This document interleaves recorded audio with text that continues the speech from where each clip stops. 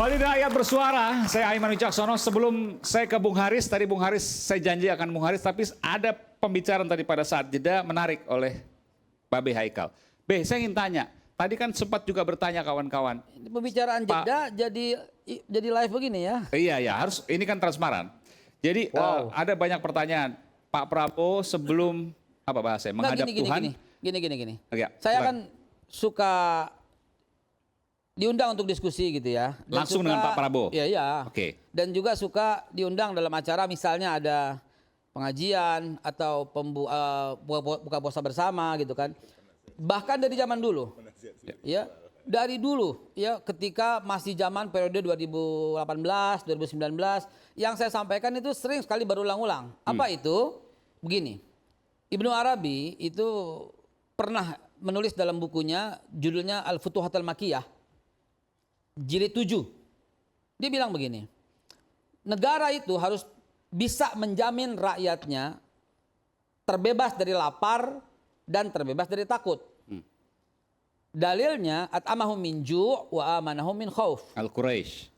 Quraisy itu bangsa yang kecil lalu kemudian menjadi 2/3 dunia di bawah telapak kakinya. Siapa pemimpinnya? Pertama Nabi Muhammad, dilanjutkan dengan Abu Bakar Siddiq, Umar bin Khattab, Utsman bin Affan, Ali bin Abi Thalib, Bani Umayyah, Bani Abbasiyah, Bani Utsmaniyah, berapa ribu tahun itu loh keberhasilan itu. Dan Allah Subhanahu wa taala lukiskan dalam Al-Qur'an bahwa bangsa yang di dalamnya orang yang nggak ada yang lapar dan nggak ada yang takut, dia akan sejahtera.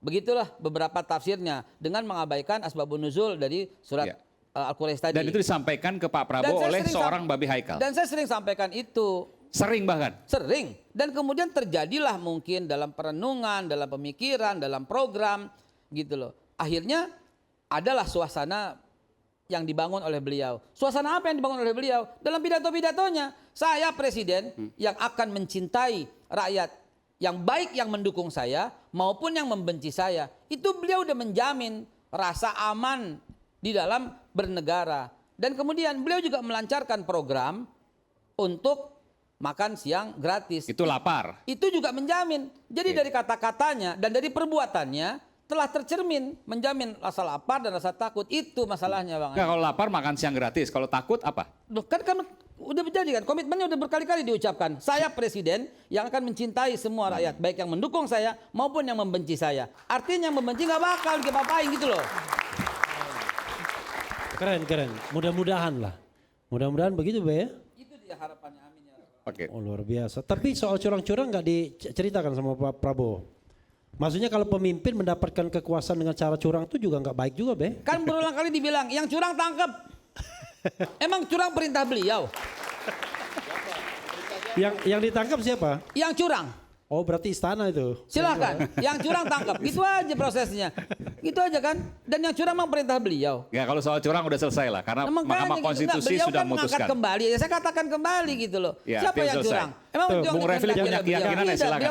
Ada dissenting Kelihatan Babe kalau Iya. sudah ngomong curang langsung dia emosinya tinggi. Ngomong yang lain tindak kan. Gak ada emosi Itu nunjukkan. Bang. Tenang aja kita gak ada emosi. Santai Ada aja. Ini ada gaya. dua Bang Ferry. Ini gaya. Ada Bang Refli ada dua. Kalau ngomongin curang sama ngomong Mama Sinton kenceng dia. Ngomong PDIP sama ngomong curang dia langsung naik Oke. dia. Bung Haris, silakan Bung Haris. Ada yang mau disampaikan tadi. Mungkin nasihat dari Babe ke Pak Prabowo soal surat Al-Quraisy tadi ya. Negara itu harus menjamin satu rasa takut tidak boleh dan juga menjamin perut lapar maksudnya tidak boleh. Silakan. Baik, pertama begini, saya ngikutin tadi diskusinya dan juga ngikutin diskursusnya kan berapa hari ini soal nyebrang menyeberang itu. Pertama saya mau bilang begini bahwa diskusi ini atau wacana yang beredar soal bergabung dan harus ada yang jadi oposisi itu sepertinya agak aneh. Jadi maksudnya Bang, nggak perlu ada oposisi nggak apa-apa? Bukan, saya mau jelasin kenapa oposisi dan tidak beroposisi, posisi dan beroposisi menjadi diskusi normatif. Ini kayak ada 4 kotak, siapa yang mau ditaruh di sini, siapa yang mau taruh di situ. Sampai tadi ada pernyataan, tolong sampaikan salam saya, bilang sama teman-teman PDIP, oposisi aja. Kalau kita baca literatur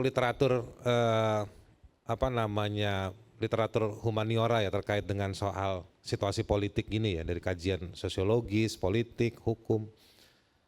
Oposisi itu dampak. Dia bukan dipertarungkan, bukan didiskusikan dalam hitungan apa tadi istilahnya, tinta keputusan MK masih basah. Dia harusnya dampak karena ada visi dan ideologi dari si kontestan itu. Jadi apa pertanggungjawaban mereka terhadap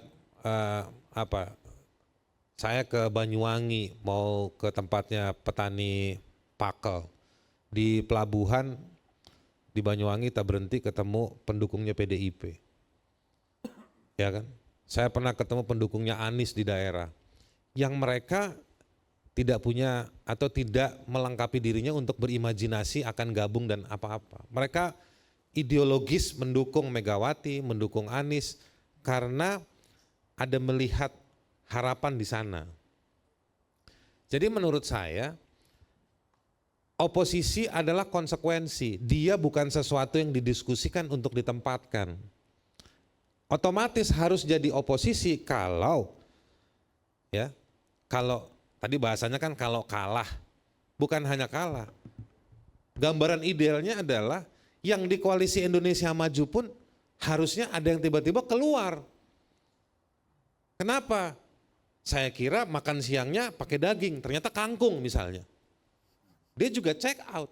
Kalau nanti sudah dilakukan Iya, misalnya. saya berimajinasinya seperti itu. Ini artinya apa? Artinya berposisi atau berkuasa dan juga beroposisi itu artinya karena ada konsep, ada keinginan yang diyakini. Melihat diskusi hari ini, melihat wacana hari ini, mau diundang mau nggak diundang, mau ada karpet merah nggak ada karpet merah, mau ada hubungan baik Megawati dan Prabowo, ya kan? Itu nggak penting. Yang penting adalah seharusnya mencocokkan. Ada kecocokan, ya kan? Dan kecocokan itu nggak harus dia bergabung. Pertanyaan tadi perdebatan, belum masuk sudah masuk, nggak ada di rujukan tata negara kita. Koalisi itu disahkan di mana dengan mencet tombol apa, ada tanda tangan apa, nggak ada. Itu fatsun. Yang tadi kalau Bung Refli bilang menyebutnya itu fatsun dengan indikator-indikator, semuanya gestur. Nah jadi yang penting buat kita, buat saya mau bilang, rakyat ada orang yang mendukung, 58 oke. 58 bisa kita diskusikan, tapi saya nggak usah diskusikan. Tapi yang non 58 juga punya harapan. Bahwa Presiden bilang, terpilih Prabowo bilang saya akan jadi sekarang ini bukan soal person Prabowo. Presiden itu kelembagaan, benar nggak Om? Dari sisi tata negara, Presiden itu kelembagaan. Ini baru kali ini saya membenarkan dari A sampai Z. Jadi saya nanti mau saya tambahin. Kepresiden itu kelembagaan. Persoalannya, backbone-nya, tulang penyanggahnya buat lembaga kepresiden itu di Indonesia dengan sistem multipartai. Saya mau nyambung ke poin berikutnya dalam soal multipartai. Catatan saya dan sejumlah teman yang kerja atau ikutin isu anti korupsi, hak asasi dan lain-lain. Multipartai ini sebetulnya dia salah satunya secara tidak langsung ya, mesti diperiksa nanti kita siap kita buka gitu. Tapi dia menyumbang banyak praktek tindak korupsi. Dia menyumbang multipartai. Kenapa? Tadi multipartai. Sistem multipartai ini. Oke. Kenapa dia menyumbang sistem praktek korupsi dan juga kejahatan terhadap lingkungan hidup dan lain yang diperdebatkan di debat presiden tadi soal hilirisasi nggak hilirisasi? Karena yang memegang kendali dalam prosentase tertentu adalah orang-orang yang punya akses politik.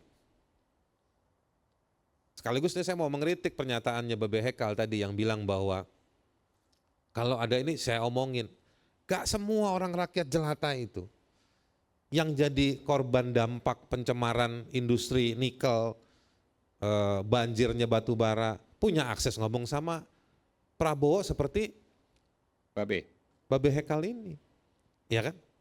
Nah jadi yang saya mau bilang, yang pegang informasi, yang tahu bahwa ada bisnis apa, kebijakan apa dibikin, didorong, ya orang-orang politik ini, rakyat nggak tahu.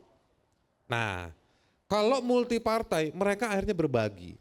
Saya selalu bilang di mana-mana ada 3 kalau orang ini dari multi partai ini nanti kalau koalisi berbagi jabatan, berbagi sektor usaha, dan berbagi penguasaan teritorial.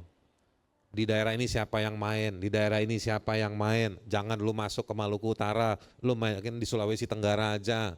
Ya kan, batu bara, wah itu mainannya Kalimantan Selatan, ini Kalimantan Timur. Ya kan?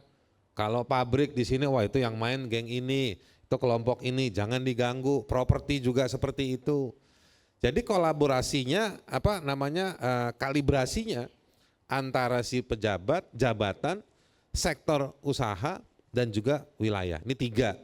Nah multi partai itu sebetulnya dia pintu masuk untuk masuk ke 3 ini. Dapat jabatan, dapat bisnisan, dan dapat wilayah tadi itu.